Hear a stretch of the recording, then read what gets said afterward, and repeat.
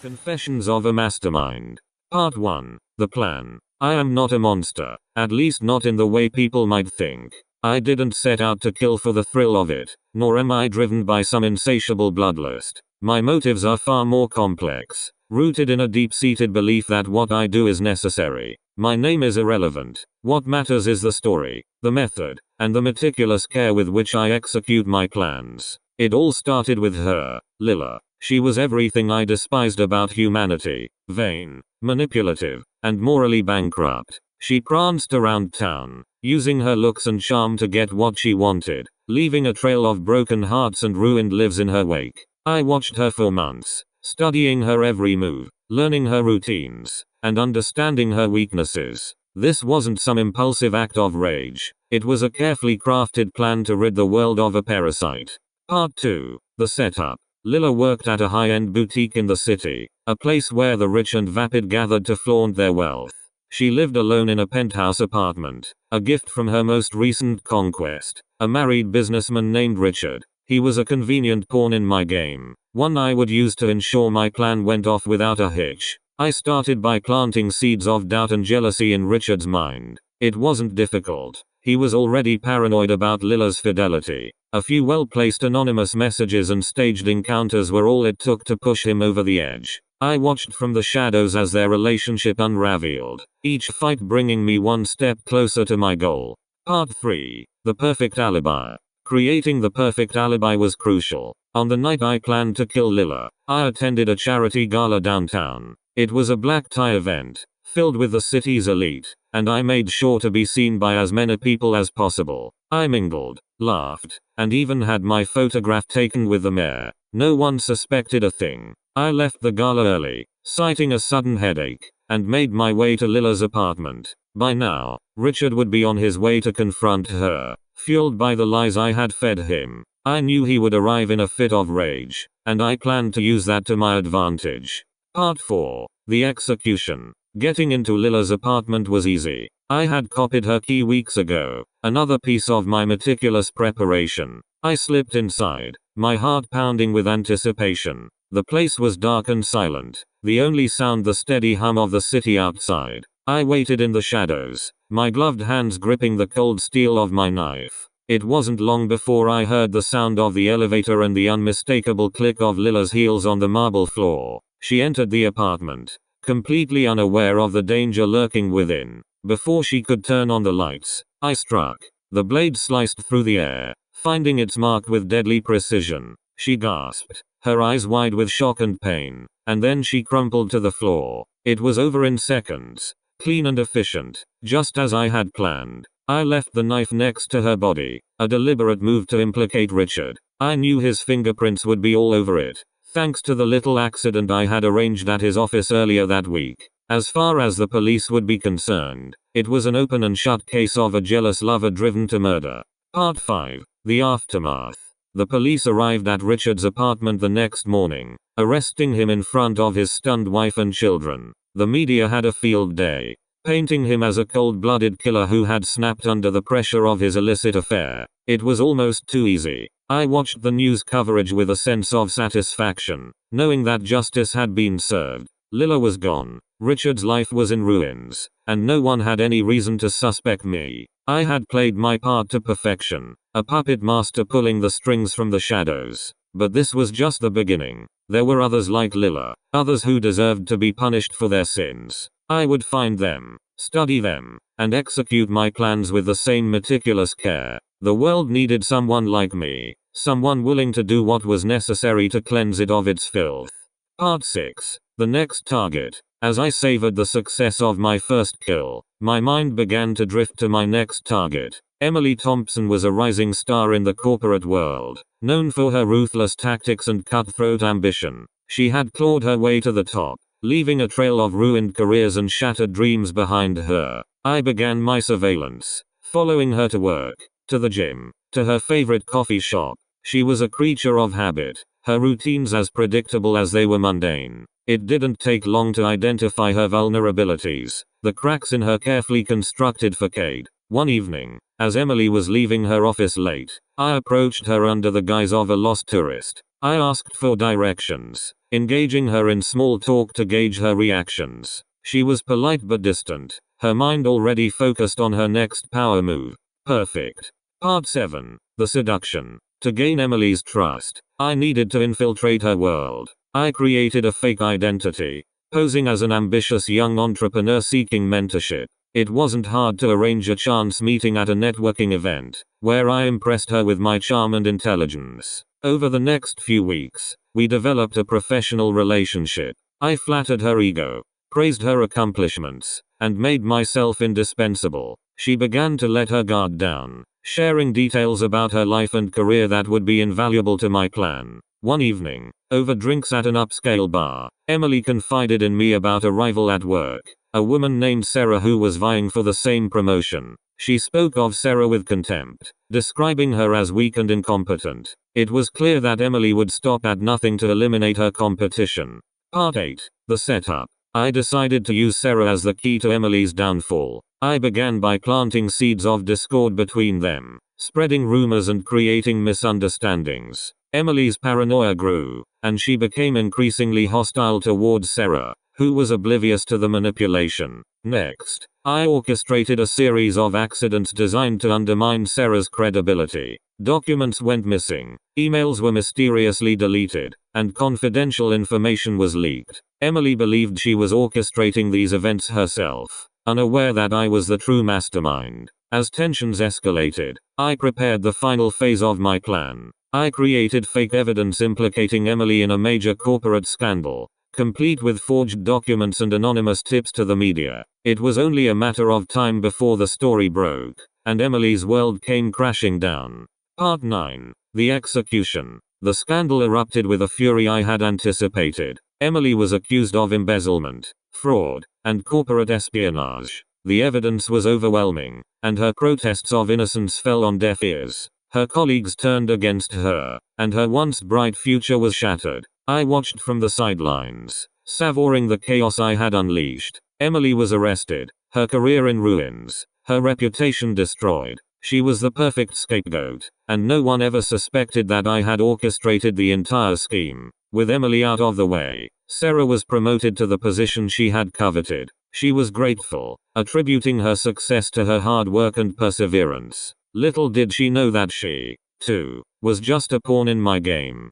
Part 10. The aftermath. As I reflect on my actions, I feel no remorse. Emily and Lila were parasites, their downfall a necessary step in my quest for justice. I am not a monster. I am a surgeon, excising the cancer that plagues our society. The media frenzy surrounding Emily's arrest eventually died down, and life in the city returned to its usual rhythm. I blended seamlessly back into the shadows, my identity secure, my plans intact. But I am not finished. There are others who deserve to be punished, others whose sins demand retribution. I will find them, study them, and bring them to justice with the same meticulous care. The world needs someone like me, someone willing to do what is necessary to cleanse it of its filth. Part 11. The next chapter. As I sit in my study, surrounded by the tools of my trade, I feel a sense of purpose. I am the hand of justice, the unseen force that rights the wrongs and balances the scales. I have no delusions of grandeur. I know that what I do is dangerous, that one mistake could be my undoing. But I am careful, methodical, and patient. I will continue my work, one target at a time, until the world is free of the parasites that infest it. My name is irrelevant. What matters is the story, the method, and the meticulous care with which I execute my plans. And so, the confessions of a mastermind continue, each chapter a testament to my unyielding pursuit of justice. The world may never know my name, but they will feel the impact of my actions, and in the end, that is all that matters.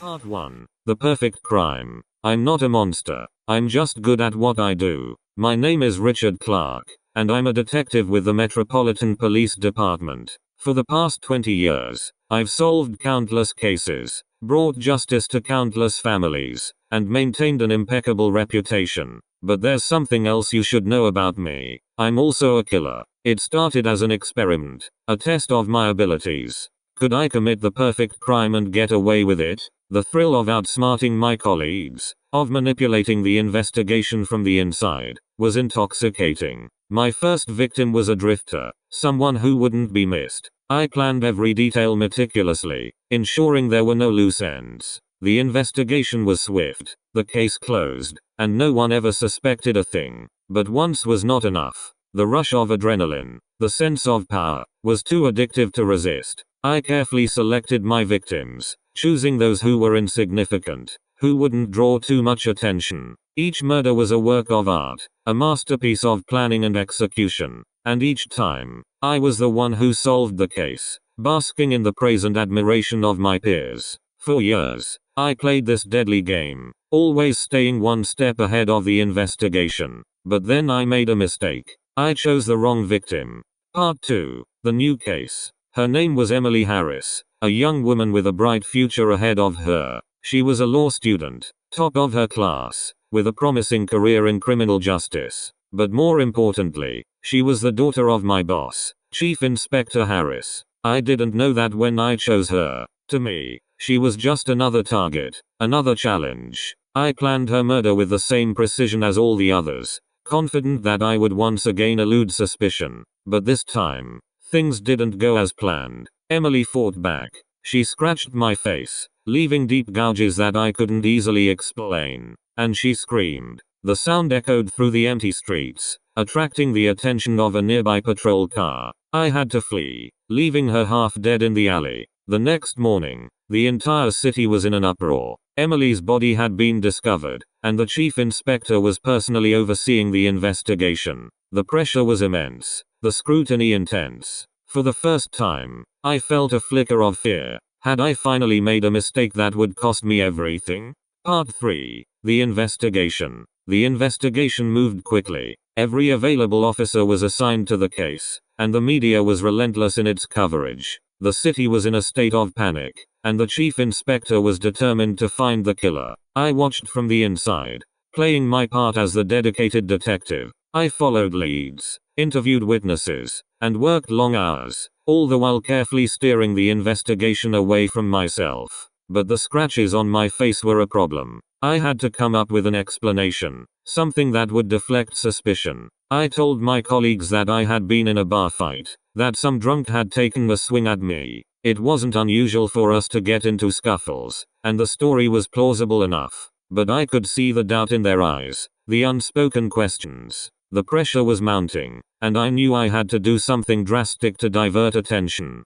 Part 4. The frame. Desperation drove me to take a risk I had never considered before. I decided to frame someone else for the murder. It was a dangerous move, but I saw no other way out. I needed a scapegoat, someone who fit the profile, someone with a criminal record who wouldn't be able to defend themselves. I found my target in Michael Davis, a petty criminal with a history of violence. He had been in and out of prison for years, and no one would question his guilt if the evidence pointed to him. I planted Emily's belongings in his apartment, along with a knife that I had carefully wiped clean of my fingerprints. Then I tipped off my colleagues, leading them straight to Michael. The arrest was swift, and the evidence overwhelming. Michael protested his innocence, but no one believed him. The case was closed, and the city breathed a sigh of relief. But I couldn't relax. The chief inspector was still on edge, still determined to find out who had killed his daughter. And there was something else, something I hadn't anticipated.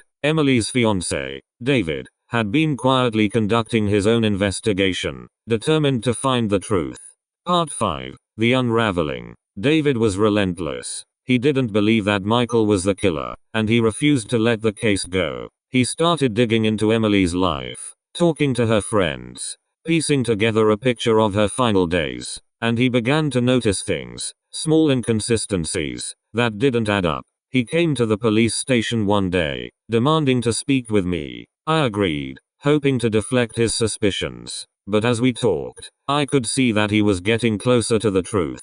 He asked about the scratches on my face, about my whereabouts on the night of the murder. His questions were probing, and I could feel the noose tightening around my neck. I knew I had to act fast. David was becoming a threat, and I couldn't afford to let him continue his investigation. I decided to eliminate him, to make it look like an accident. But David was smart, and he was expecting me. When I followed him one night, he was ready. He confronted me, accusing me of killing Emily. I tried to deny it, to play the innocent, but he had already made up his mind. We fought, and in the struggle, I killed him. But this time, I wasn't careful enough. There were witnesses, and I couldn't cover my tracks. Part 6. The Downfall. The next morning, the news of David's death spread quickly. The chief inspector was devastated, and the city was once again in a state of panic. But this time, the investigation took a different turn. There were witnesses who had seen me with David, who had heard our argument. The evidence was mounting, and I could feel the walls closing in. My colleagues were suspicious, and the chief inspector was relentless. He called me into his office, demanding answers. I tried to bluff my way through, to maintain my innocence, but it was no use. The scratches on my face, the inconsistencies in my story, the evidence at the crime scenes, it all pointed to me. I was arrested, charged with the murders of Emily Harris and David. The trial was swift, the verdict inevitable. I was found guilty on all counts and sentenced to life in prison without the possibility of parole. As I sit in my cell, I can't help but reflect on the choices that led me here. I was a brilliant detective, a master of manipulation, but in the end, my own arrogance was my downfall. I thought I could commit the perfect crime, but I was wrong. The truth always has a way of coming to light, and now I must pay the price for my actions. But even now, as I face the rest of my life behind bars, I can't help but feel a sense of pride. I outsmarted the system for years, played the game and won. It was only when I let my guard down, when I let my emotions get the best of me, that I was caught. And that, perhaps, is the greatest lesson of all. In the end, it wasn't the evidence or the investigation that brought me down. It was my own hubris, my belief that I was untouchable. And now, as I sit in this cell, I have all the time in the world to reflect on my mistakes, to understand the true cost of my actions. I am Richard Clark, the detective who became a killer, and this is my story.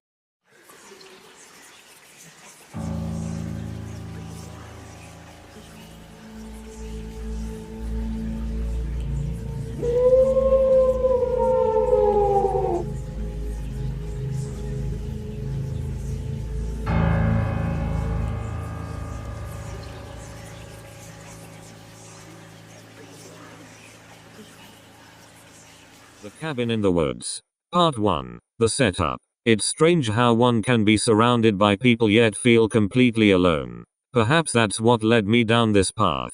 Or maybe it was always in me, lying dormant, waiting for the right moment to surface. My name is James, and this is my story. A story of isolation, obsession, and the dark recesses of the human mind. I grew up in a small, nondescript town where everyone knew everyone else's business. My parents were distant, more focused on their careers than on raising a child. I spent most of my childhood alone, reading books and escaping into my imagination. It was a solitary existence, but I didn't mind. I found comfort in my own company. As I grew older, I became fascinated with the concept of control. The idea that one could manipulate and influence others without them even realizing it intrigued me. I studied psychology, learning everything I could about human behavior and the ways in which people could be manipulated. It was a hobby at first, but soon it became an obsession. I moved to the city after college, hoping to find a job that would allow me to use my skills.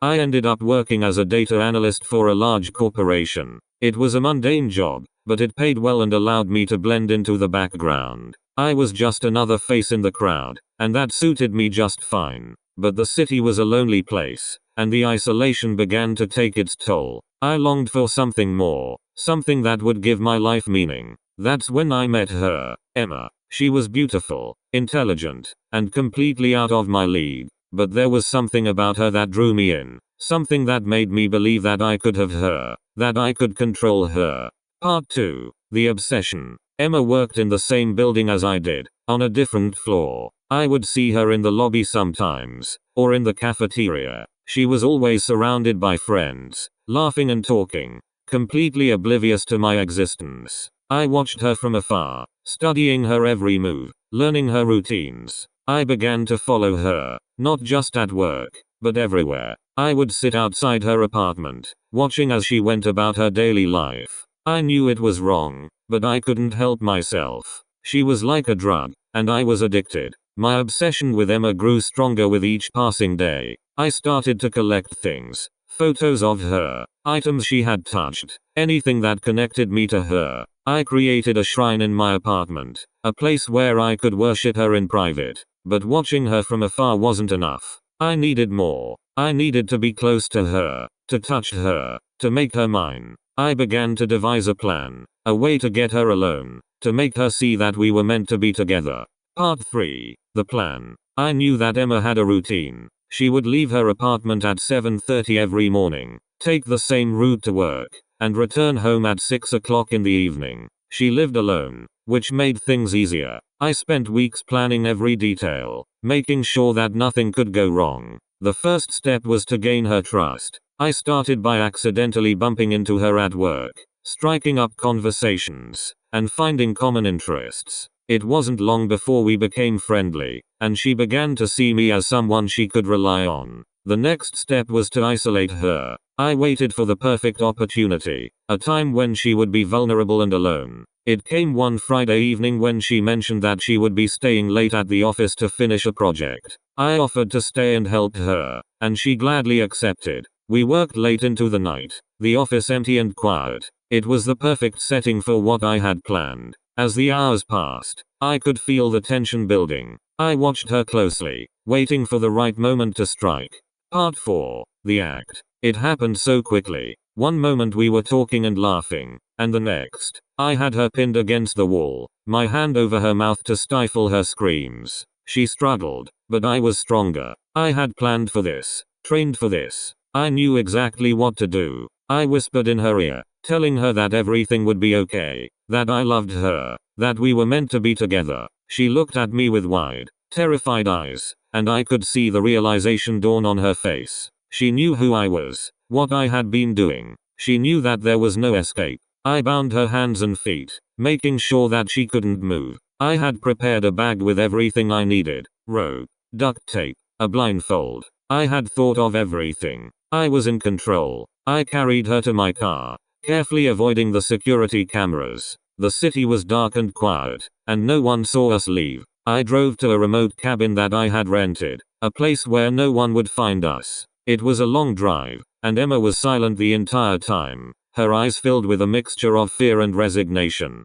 Part 5. The captivity. The cabin was small and isolated, surrounded by dense woods. It was the perfect place to keep Emma, to make her see that we were meant to be together. I had stocked it with food and supplies, enough to last us for weeks. I carried her inside, gently placing her on the bed. I removed the blindfold, and she looked around, taking in her new surroundings. She didn't say anything, but I could see the questions in her eyes. I sat down next to her, taking her hand in mine. "Emma," I said softly, "I know this is scary, but you have to trust me. I love you, and I want to take care of you. We're going to be happy here, just you and me." She didn't respond, just stared at me with those wide, terrified eyes. I knew it would take time for her to understand, for her to see that this was for the best. I was patient. I could wait. Days turned into weeks, and Emma remained silent. I tried to make her comfortable, to show her that I cared.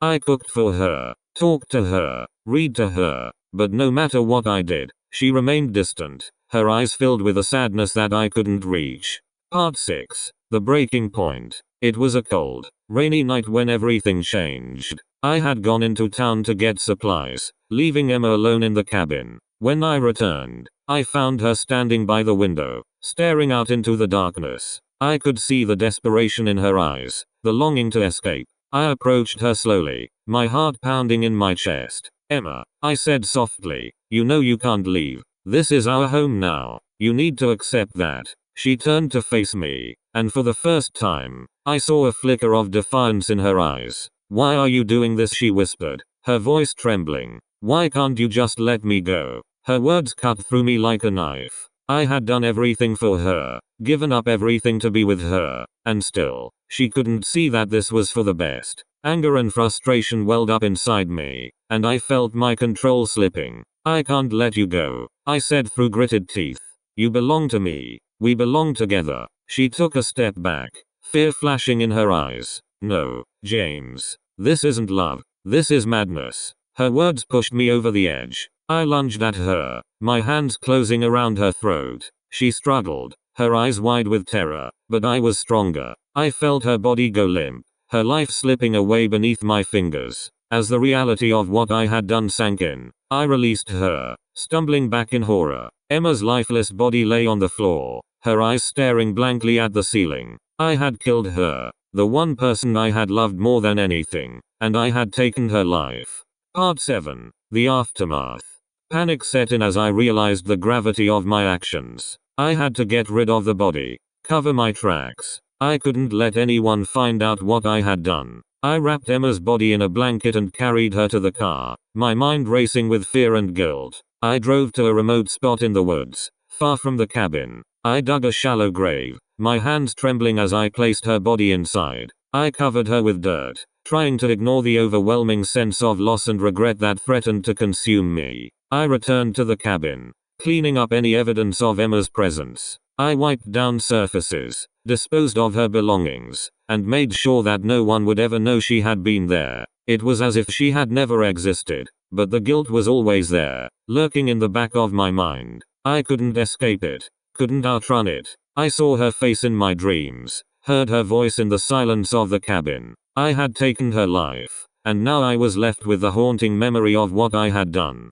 Part 8. The Descent. The days turned into weeks, and the isolation began to take its toll. I could no longer find solace in my own company. The walls of the cabin seemed to close in on me, suffocating me with the weight of my guilt. I became paranoid, convinced that someone would find out what I had done. I stopped going into town, afraid that someone would recognize me, that they would see the guilt written on my face.